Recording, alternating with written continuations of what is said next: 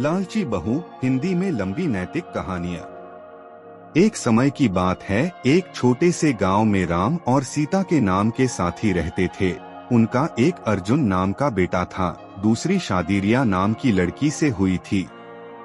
राम और सीता कड़ी मेहनत करते थे और अपने बुढ़ापे के लिए पैसे बचाते थे। रिया की एक बहुत रेडी लड़की थी और हमेशा अपने लिए और प्रोडक्ट्स की चाहत रखती थी।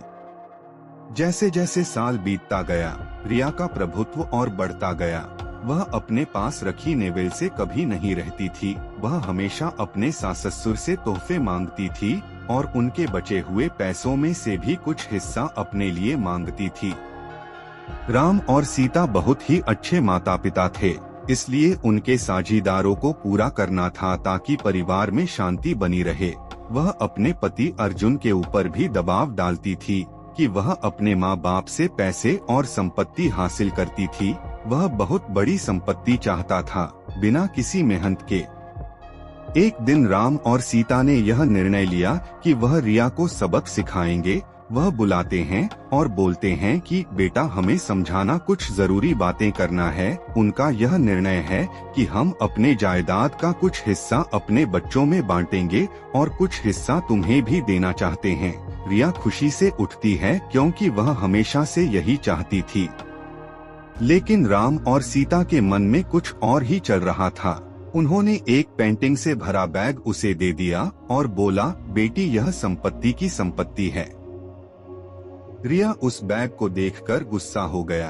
उसने उस पत्थर से आखिरी बार बैग को जमीन पर फेंका और जोर से चिल्लाते हुए बोली कि मेरा मजाक का खुलासा कैसे हुआ? मुझे पैसे दो, ये पत्थर नहीं।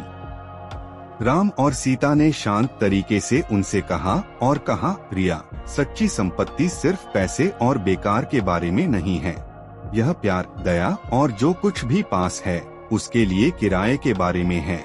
हमें हमेशा से ही प्यार किया जाता है और शादी की देखभाल की जाती है, और यह दवा से भी ज्यादा कीमती है। रिया को पता चला कि वह लालच में कितनी अंधी हो गई थी। इसे देखते हुए आपके द्वारा बताए गए दस्तावेज के लिए पछतावा होना प्रतीत होता है। उसने अपने सास और पीड़ितों से माफी की छूट और अपने रास्ते बदलने का वादा किया। उस दिन के बाद कई बदलाव आए और वह एक अच्छी बहू बन गईं। रिया के बदलाव की बात पूरे गांव में फैल गई और सभी ने एक बेहतर इंसान बनने के लिए उसकी प्रशंसा की। रिया अपने परिवार का प्रॉपर रखा गया और उनके बीच मिले प्यार के लिए जंगल हमेशा खुश रहे। सच्चा धन प्यार, दया और जो हमारे पास है उसके लिए किराया आता है, न कि हमेशा और अधिक जरूरतमंदों की चाहत बनाए रखने से।